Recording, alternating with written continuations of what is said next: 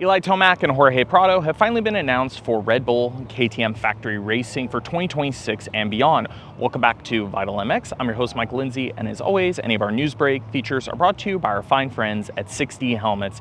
Check out the all-new ATR3 and learn more about the third generation omnidirectional safety system from the helmet company that brought rotational management to the forefront of all motocross riders' minds. Check them out at 60helmets.com. Yes, I'm here at RD Field. This is the private KTM Husqvarna test track that is located literally a stone's throw from KTM's prior and current HQ here in Murrieta, California, around the Temecula, California border. And yes, finally the PRs are out this morning. We're actually here, and in a minute, Eli Tomac and Jorge Prado will both be riding their brand new Red Bull KTM Factory Racing 450 SXFs for us and the rest of the media that are in attendance. So again, they have released those images. They are joining Plessinger, who is on a one-year extension with the team, along with Julien Beaumer, who has an existing contract with the team. Beaumer will not be riding today because of the injury he's still healing up from, but Aaron is back on the bike. We know he did the photo shoot yesterday, and then again, Tomac and Jorge are riding here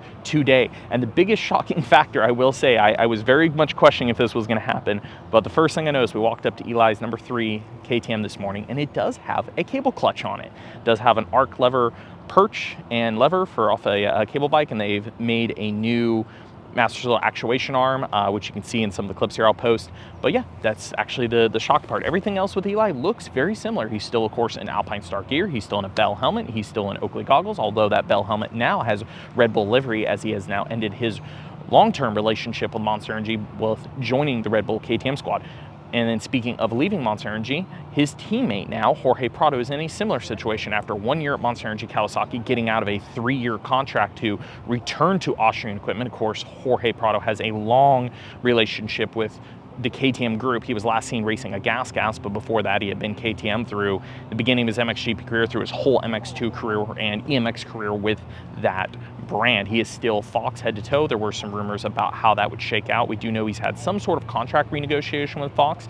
You can see today he's on his Prado purple. He's tied into some more orange colorways, as is per typical with some of the restrictions related to gear colors in KTM. And Eli looks very Chase Sexton / Jeffrey Hurlings-esque. The kit he's wearing from the photo shoot yesterday, I think that he's going to be wearing today, is kind of what we typically see Alpine Stars do a lot of those guys in. They'll have some other colorways through the year, but they both physically, from a sponsorship standpoint, all the personal deals look the same outside of those Red Bull deals and being on KTMs.